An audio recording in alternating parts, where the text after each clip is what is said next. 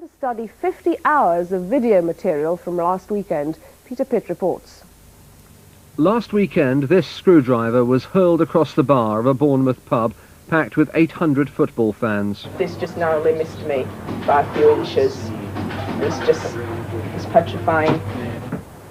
Dorset police say they have 50 hours of video material, some of it containing violence like that.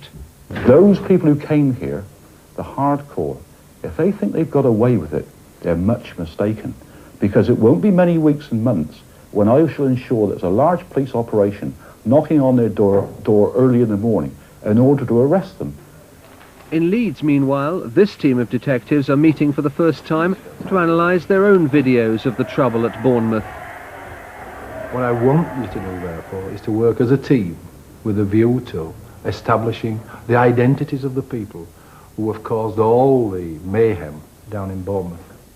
The video pictures were taken by the West Yorkshire Intelligence Unit, who, anticipating the trouble, sent a full team of spotters, undercover men and photographers to Bournemouth. They've drawn some disturbing conclusions from their observations. We saw the crowd throwing at the police, assaulting the police and constantly trying to force entry into the ground.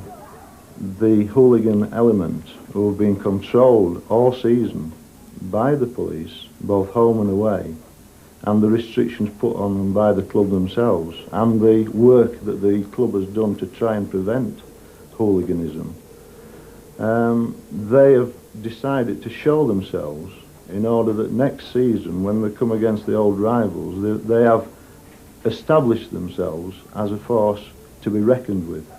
You saw people who you had seen before involved in trouble? Yes, definitely. The police say the club have done all in their power to prevent trouble, with their own security staff and an identity card scheme. They implored fans not to travel to Bournemouth without tickets.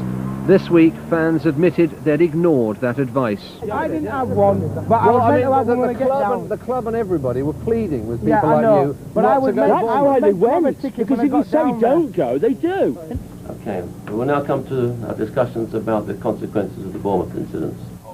At a Leeds United board meeting this afternoon, the directors might well have been wondering what more they could do, but they're aware that their future depends on what others might do, the government, the police and the football authorities.